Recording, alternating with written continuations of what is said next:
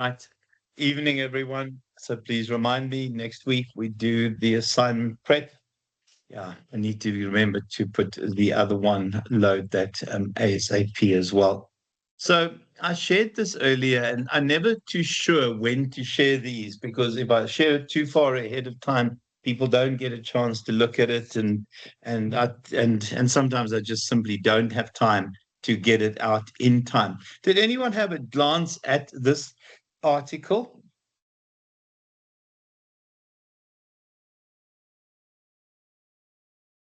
Anyone get a chance? Go for it, Nathan. Okay, you did. Yeah, Yeah. no, just briefly, Doc. Sorry. Yeah, that's perfect, Boyo, because we just want it briefly done. Um, well, the main reason why I shared this one is it's one of those companies that if we look at what their key strengths are and their key resources are, one of their key strengths will always be their organizational culture. It is an organizational culture that essentially generates significant amounts of innovations, creates opportunities for people to actually take charge of their lives at work, provides significant empowerment. And I think I did say to you in terms of their 20% rule, where 20% of your life belongs to you if you're a technical person at Google. And then you can create your own products. You can use their budgets, you can use their teams, you can use their hardware, their software, as long as Google benefits from whatever you're creating. And out of that 20%, 69% of all their new products essentially are generated. And the scary part, it comes very close to the Pareto principle, which is an 80-20. This is 20-70, which is close enough. I mean, we're not going to split hairs here. And a lot of it has to do with Google. If you ever get the opportunity to work for Google, it's not even thinking twice about it because they are often considered employer of choice. And to just say, there are some employees, the one percenters that hate the place. But I think in general, just where they work, their facilities, the culture, the tech that they have available, the freedom that they have available, um, the freedom that they have available definitely is one of those contributing factors to making them employer of choice. So when we look at the key things that make them successful, it's this stuff. I mean, it really is the employee engagement. The level of empowerment is ridiculous. And remember, they have this incredibly flat structure that will have at the top the executive team, in the middle, the senior management team, and the rest of the organization populated by self directed or self managed teams. And those teams essentially come up with ideas. They obviously also work on projects that are given to them from higher up. But for me, the 20% rule is the one thing that brings all of this together, where you're given 20% of your life to create your own magic. And I think I might have discussed this previously. I think the key thing here is avoiding this, no micromanagement. And also, employees are self controlled. You don't have a policeman standing over your shoulder watching what you do. And I mean, there are a number of things that contributed to this. The so-called Googleplex, which is this wonderful building, which is self-sustaining. It is just a thing of beauty. There is significant numbers of restaurants where there's free food, but it just is a place that is pleasant to be. So much so that some people sometimes even leave there because it is so much better than their homes. And then we look at a kind of culture there. It's in terms of the sort of organizational, philosophical, technological values. And part of that is constant training, even in areas that don't relate to their jobs. They'll talk to people about the origins of the universe, and somehow that will spark an idea. To also just say, in terms of Google, they will hire people for their skills without knowing what they're actually going to do with that individual. I mean, they hired a retired astronaut, not knowing what he would do within the context of Google. And out of that came Google Earth. So they have a very strange way of looking at the world. I mean, please have a glance at this. But this is the kind of place you hope to work. It is the opposite of most of our organizations in South Africa, sadly. What is the difference between culture and climate? And I'm sure I've asked this question. If I have, my apologies. I do a lot of lectures. What is the difference between culture and climate? Organizational culture and organizational climate. Culture is the way we do things around here. It's often based around an organization's value statement. So we talk about the ideal culture versus the real culture. The ideal culture is always going to be encapsulated by your value statement. The real culture is what we experience or what customers will experience when people say things like, that's the way we do things around here. Climate is your individual experience of the culture. And for me, there are some people that will work in cultures that are fantastic, but in terms of the climate, they might not fit it perfectly. And again, there's some horror stories that people will share around Google, but those are the 1% type individuals. So climate is really just how we experience life within an organization. And you can see the kinds of things that go into it. Our patterns of behavior, attitudes, feelings. And I think key in terms of this is that it often, if the climate is shared, it becomes a lot more powerful in terms of getting people to contribute. I think from a culture perspective, culture is really just the idea that we can see it at a surface level. Google and the colored balls that they have, the fact that they have these statues of whatever program they're working on. In particular, Android is all over the place there. But I think for me, the culture is how we do things around here. I like the idea of climate being the way that individuals experience it.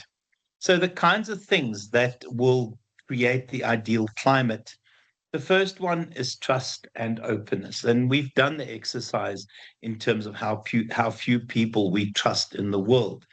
I think here the key thing is that they work in an organization where we will allow you to take risks. We want you to take risks. If there are mistakes, we expect you to learn from those mistakes. So, the kinds of things that to me are important is this sense of emotional safety. What is the difference between emotional safety and job security?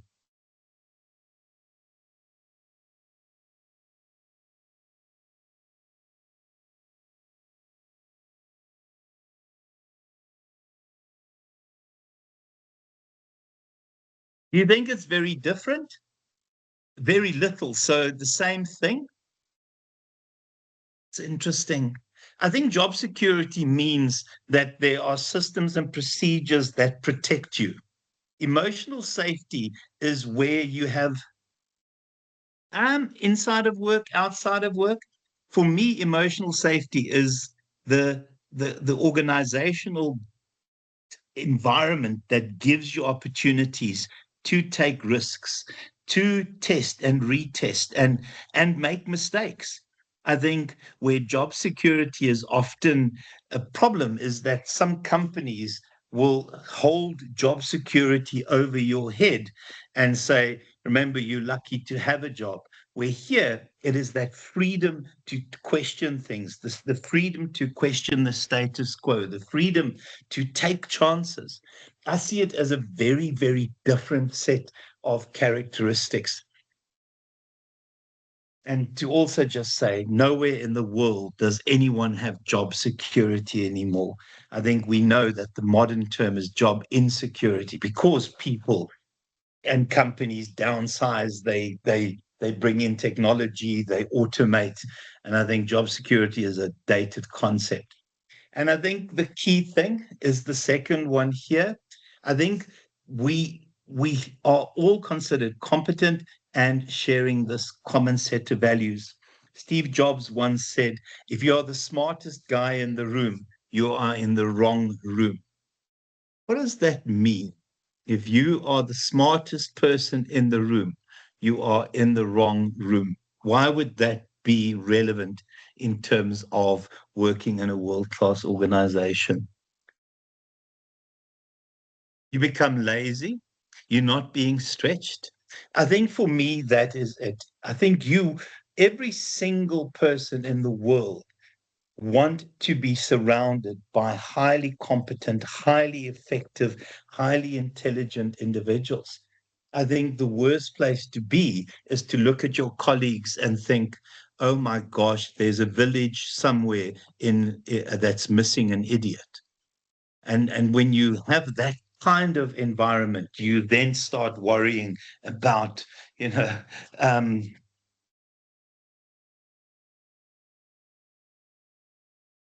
well, exactly.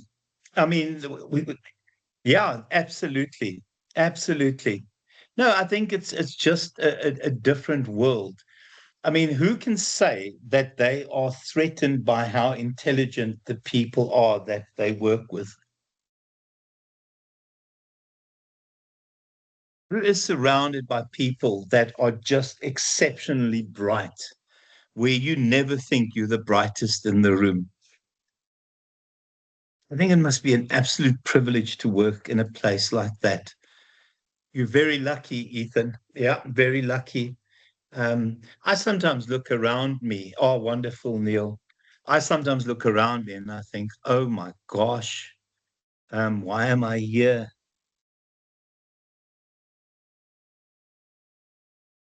Wow, Nadia, yo, that's a wake-up call, hey? Yo.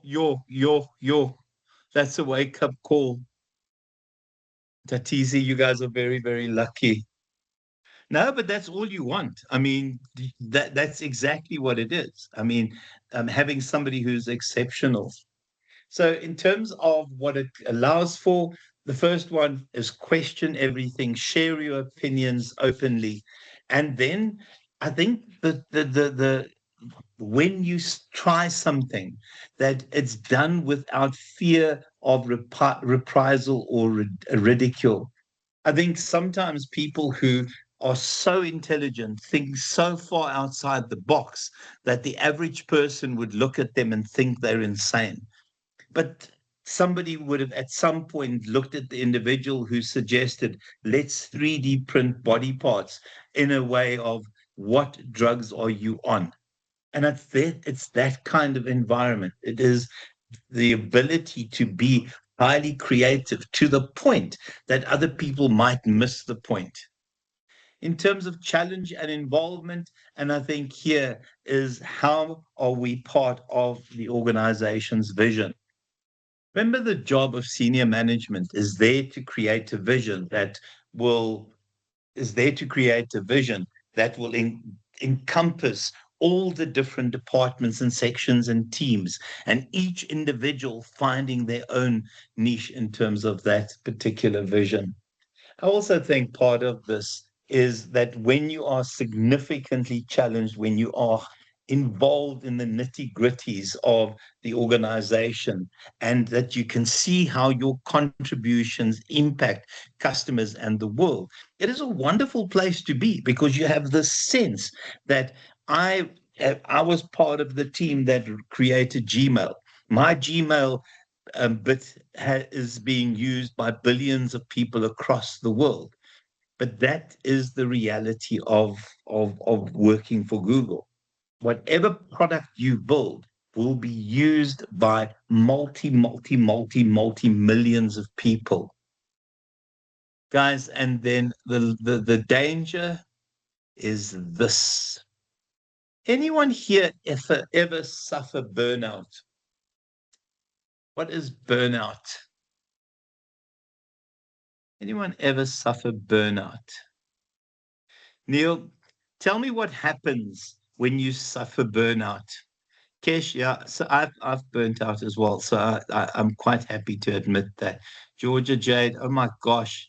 Neil, tell me how you felt and how you just realized that something was wrong. It's actually quite scary, Doc, because burnout is kind of the norm where I work. But Geez, when today. you take leave, like you're allowed to disconnect completely. It's just the nature of the industry we're in, Doc. So I'll give you an example of how quick it is. So I'm in the chicken industry, right? And Yeah. we slaughter close to 5 million birds a week. We have Jeez. 32 million birds on the ground at any given point in time, and it's a moving supply chain. Like you can't press brakes, so it's not like you're selling washing powder or cars where you can stop manufacturing. Because the supply chain's live, you gotta be fast and agile, and yeah, you just gotta. It's crazy, but it's probably the most complex working environment I've ever worked in, but it's also the most rewarding at the same time. So Oh, that's brilliant, boy. yeah, Yeah. it keeps you, yeah, like the industry gets under your skin. You either built for it or you're not. But But can I uh, just it- say, I mean, when a bird flu announcement is made, you guys must be in absolute panic. yeah, so we've got contingency plans, contingency plans, contingency plans, contingency plans. So there's like 9 levels of contingency, Doc. So Okay. it's quite serious Okay. Just because today. And it again, shows you. Yeah. it directly impacts food security. So you can't afford for that to happen. Yo.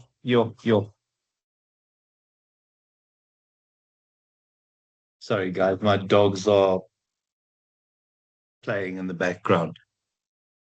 I read this wonderful article. Well, it's not a wonderful article. This article on burnout. I read this wonderful article on burnout. And again, I keep saying wonderful because I shouted at the dogs for making a noise. But the guy wrote about, and if you read his life, it was insane. I mean, he was a fundraiser, he was involved in NGOs, he was an activist. It was insane. And he writes of how one morning he couldn't get out of bed.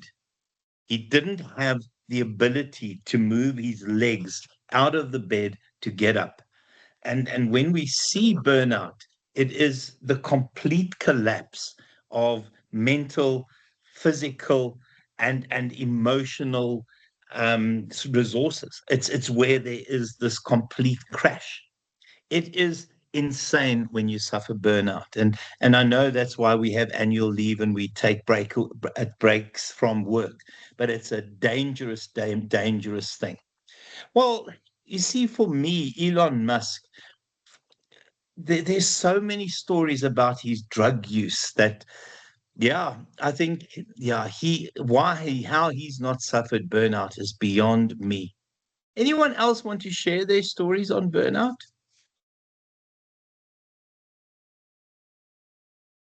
But it's the complete collapse of your emotional, mental, physical resources. So you can't concentrate, anything offends you, and literally you can't get out of bed. These are scary, scary parts of it. And can I just say, when you work in this environment and the kind of environment that Niels explained, the chance of burnout are very, very high. Well, that's it, Neil. I mean, that's absolutely ridiculous. I don't know how I'm not burnt out. I really don't know that. I've got, I sometimes have so many projects, but you know, you also get people who are hardy, who and hardiness is one of those counter things in terms of burnout. And again, this is now that chance for me to use paint. So Picasso is arriving again, guys. But you get people who are hardy, and you guys would have seen this model before. They talk about some sort of reaction, and that reaction activates your levels of performance, and you can maintain those levels of performance. And it depends on hardiness, it depends on personality, but it's impossible. At some point, there will be this decline in performance where essentially the initial adrenaline and the creating the activity and the action and the behavior and sustaining it. And that gap in the middle, that often varies from person to person, because you get people who are incredibly hardy, who are incredibly tough. I mean, I shouldn't share this, but my kid at 25 had complete burnout within the industry, the AI industry that he's in. I mean, where he had burnt the candle in the middle at the ends. It's very, very dangerous. Guys, and then just also support and space for innovation. Again, that 20% rule. I love this bit here. How many people actually have that kind of almost privilege where you can just sit and create ideas and spend time on thinking outside the box, because people nowadays are so busy that the idea of taking time out to go and just come up with new ideas, it doesn't happen. And the benefit is significant because it's about questioning what you're doing. It's about improving. It's about making entrepreneurial suggestions. And I think a lot of people don't do that. I think it takes real effort to do that. And remember, that's why we have this kind of innovation process. Yeah, and I like that. The idea to discuss and test impulses. And remember, impulses come from anywhere. Oh, I love that idea, Neil. That's such a wonderful description. And remember, those impulses wake you up in the middle of the night. It taps on your brain, but is then to take that impulse and turn it into a product. Guys, and then conflict and debate. I think the first one is that we have to realize that every company wants conflict. And we don't want open warfare. I mean, that would be ridiculous. But you have all seen this idea of the relationship between conflict and performance. So this often would be your level of conflict. So high and low. Oh my gosh, I don't know why I did that. And then high there. And then your level of performance there, low and high as well.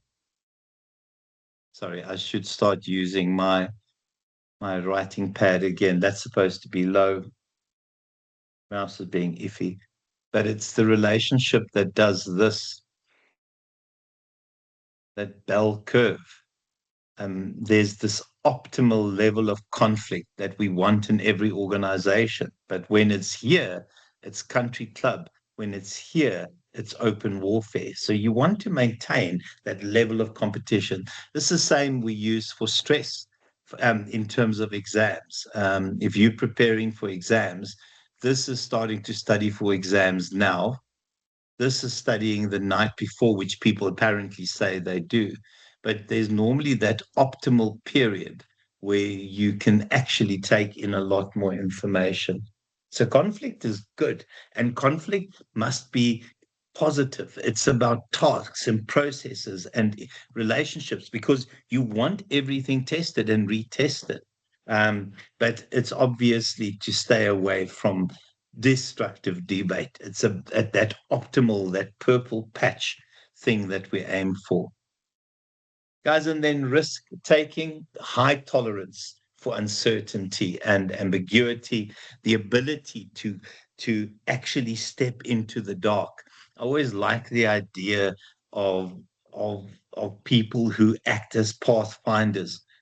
You know, in terms of some of the jobs that exist now, in particular in AI, and I'm so sorry to use my son as an example again, but my son will write AI that had never existed before. So he's often stepping into new territory, that pathfinder into the dark. And you've got to have some serious guts, and you must be able to deal with the uncertainties around that. And I think part of this is that you will be given a chance to follow initiatives, even if you cannot make certain predictions about the outcomes. in particular in technology, because we don't know where technology will take us and when we will get there.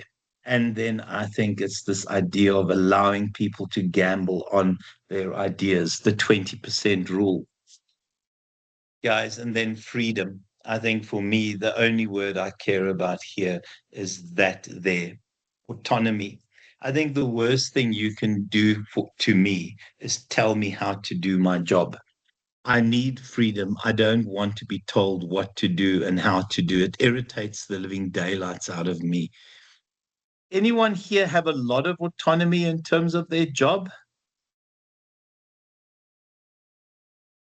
Given a lot of freedom? Nice, Nadia. Nice.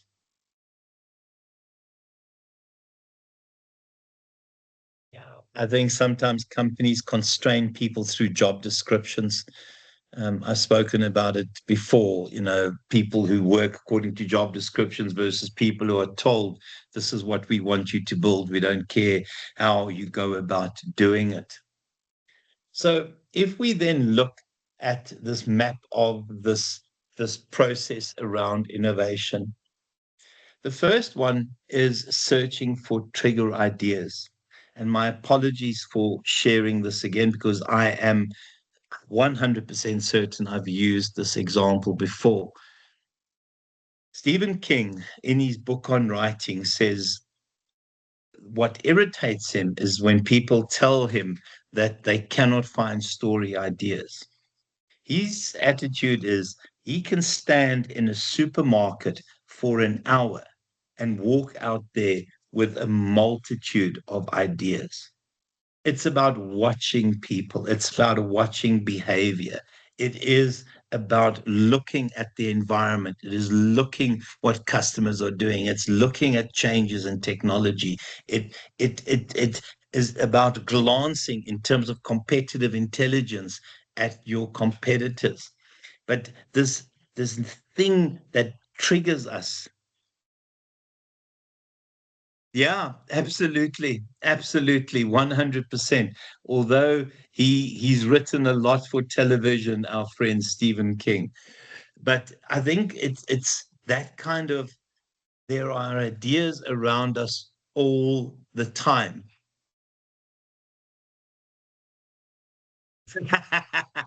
Yeah, no, true. True, Nadia. Absolutely true. Guys, if you had to look for trigger ideas in your own industry, where would you start? And please don't say that you're going to drop acid like they do in Silicon Valley, because we're being recorded here. Going to use LSD and go listen to rock music, and hopefully we'll come up with an idea similar to 3D printing body parts. Where would you look for trigger ideas? Can I tell you what a wonderful trigger idea now is? Just use ChatGPT. Go into ChatGPT and ask it for some crazy suggestions. Absolutely, Neil. Look at nature, look at industries, look at your competitors, look at their weaknesses. Absolutely. And remember, it's competitive intelligence. I think ideas are everywhere, guys, and start reading beyond your own interest. The one thing that, oh, absolutely. Yeah, no, well, I mean, I always tell people when you're stuck with an assignment or with your research and you can't write a paragraph and you feel you're the dumbest person in the world, what I would do is I would make a cup of coffee and I would go walk around the pool, because the unconscious is so powerful in working, and that often will spark the solution. We speak about the aha moment. I think there's nothing wrong with letting your mind clear. And for me, it's coffee and around the pool. It's where you struggle. I mean, I remember doing my PhD. There are some days that I would write 3 pages in an hour, and there are other days that I can't write a paragraph in an entire day. And you sort of get stuck until you allow the unconscious to work. You have to allow for that. So trigger ideas, guys, but it's actively searching for trigger ideas. The second one is no organization in the world has enough resources to follow and chase every single idea. So you start looking at those possibilities, and key in terms of that is always remember that. Look at your mission statement, see whether this makes sense in terms of what this organization stands for. Can I also just say, sometimes if it doesn't make sense, um, I mean, it's the example of the guy who created, and I can't remember his name offhand, Discovery. Um, Someone type his name for me. It is, oh my gosh, it doesn't really matter. He went to Liberty and said, "I've got an idea for Adrian Gore. Thank you so much for that, Nathan. Adrian Gore. I've got an idea for a medical aid scheme." Went to Liberty with the idea, and Liberty said it doesn't fit into our core business, and then obviously created Discovery, and we know that Discovery has become quite diversified. So it has to be within the core competency of an organization, but we also know companies are highly diversified. And then there are resources to make it happen. And that could include bringing in new people, could include buying out a competitor. I mean, there's so many things that can go into that. And then, yeah, I like this, going from the gleam in the eye to something that will act as a prototype, where it becomes a reality, where you turn your creativity into something that actually can be used and be sold by customers to customers.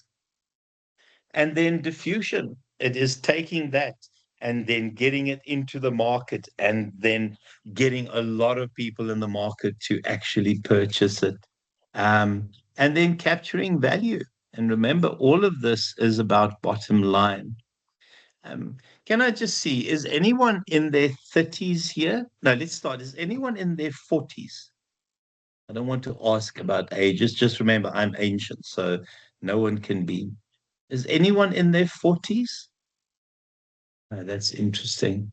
Oh dear. Oh dear. Oh dear. Oh dear. Okay. Because the one thing we see in terms of diffusion and capturing value is, when you look at your own life, you can see what you used to spend your money on versus what you spend your money on now. And often it's because of innovations that your spending patterns have changed. And it's those diffusions, and it's those new products that arrive, and products that we don't buy anymore. And think of a newspaper. Who still gets the newspaper delivered at their gate?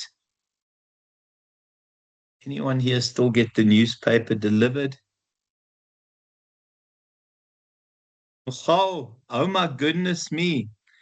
Yeah, well, that's exactly it, Nathan, also. But most of us, yeah, just subscribe to a news site. Yeah. So in terms of that model, I think there are a couple of different versions that we need to look at. So here we look at the startup entrepreneur. And often, yeah, the term is opportunity recognition. One of my students and ex-students, and I can't share everything, but has looked at his industry.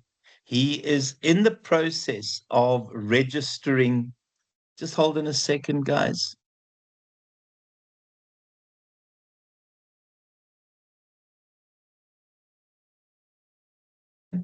He is in the process of registering a patent that, in terms of his own industry, will revolutionize it. And I would love to share with you what it is, but unfortunately at this stage it's very private. But it is something that he's picked up from his industry, and he is going out on his own based on this particular innovation. And hopefully I will share it with you by the time we get to the end of this module. I also think that what often will happen with startups is that you need backing. And we know we have crowdfunding. We know that we've got the sharks. We know that, and you guys know who the sharks are, not in the rugby team. Oh, Shark Tank. Anyone ever watch this? It's this kind of thing. In Hollywood, they have the Angels. We also have Dragon's Den. Has anyone ever watched any of those? Yeah. Oh, that's a shark as well. Some of these are astonishing, and just to see some of the products. If you ever get a chance, guys, watch some of this. Watch some of this stuff. Just astonishing. Some of the products that get presented there. And we've also got Dragon's Den. Does anyone ever watch Dragon's Den? I catch glimpse of it. Yeah, I used to as well, not so much anymore. But oh, some wonderful. And in Los Angeles, they have the Angels. The Angels also there to fund startup entrepreneurs. Crowdfunding, as I said, also there. And then, yeah, it's always about then turning that idea after you've got your money into a product or service.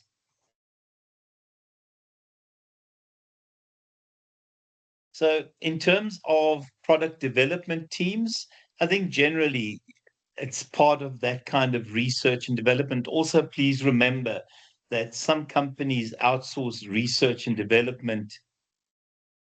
Oh, really, Kesh? It's astonishing. Shark Tank, the fights between the different sharks are interesting to observe. That's the best I can say about it. Are interesting to observe. Yeah, no, Shark Tank is brilliant. In terms of research and development, remember there are two forms of research and development. Those are the first one would be research and development inside the organization by people you appoint to actually do the sort of scientific look into the future type research.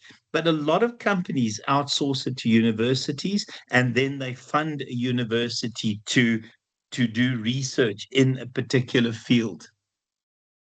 I think in terms of a research and development team, always trying to get your internal resources. The problem with research and development teams is that they often looking and working in the future. So they see the future, they anticipating the future, they making recommendations about the future. And and it's sometimes the timeline differences between them and finance and marketing that cause real headaches because they pitching ideas where marketing wants to sell it today and finance says, well, we're not sure that this will work. And I think part of that is taking the product until you get to prototyping. Yeah, I always think of motor vehicles that will never ever make the prototype. Very well done.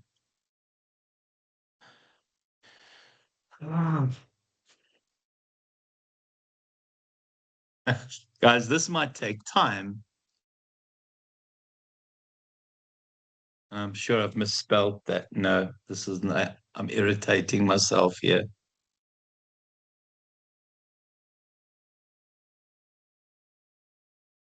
This is me at my best, guys. I mean, these are the concept vehicles that we see all over the place. I mean, there are some interesting concept vehicles. And the problem with where we are in technology now, I mean, that's a proper concept there, is that technology advances so quickly that you have to keep building prototypes and move forward with your prototypes all the time. Guys, and then just also making sure that you get a market, launch plans, and then hopefully get people to buy it and use it. Yeah, and then in public services, they talk about hospital teams. I think hospitals are about efficiency. The truth, though, from a hospital perspective, is this idea of AI in medicine going future. I'm hoping well worth the look at this book, guys. Dr. Bott, and essentially just saying that we're at a point now that doctors will misdiagnose, and you'll have fewer misdiagnoses if you are able to use AI. So we'll see AIs being generated specifically per industry, per task, per specific need.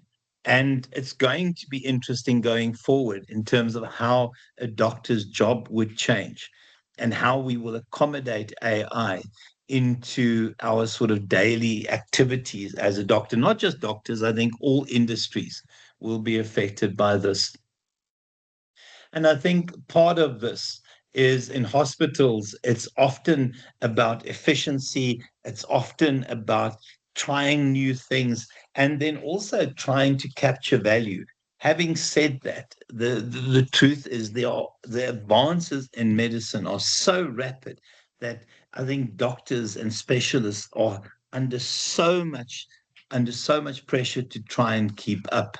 I mean, the interesting aside in terms of AI is I think that a new medical bit of research is published every 39 seconds. I'm stealing it straight from CNN to just say that, and it's impossible for doctors to keep up, and AIs will do that going forward in terms of what the big advances are. The one that I want to talk about a little bit is the social entrepreneur. Now, a social entrepreneur is somebody who creates a business, but the intention is not profit. The intention is to impact in areas where neither government or NGOs operate. So it's the kind of stuff that people do to give back to communities, to give back to the environment. And talking about, and I so want you guys to watch this one. It is I'm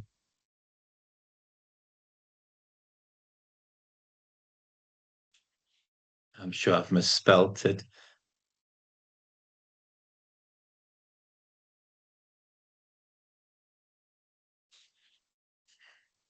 Guys, please do me a favor and watch this, but then also just look at their, I can't play it, it'll delay too much. Please, when you get a second, please watch that and then go search their website, and we can chat about it next week. But it's a company that's built around social entrepreneurship and a really, really successful company, and three very impressive young men, very impressive young men.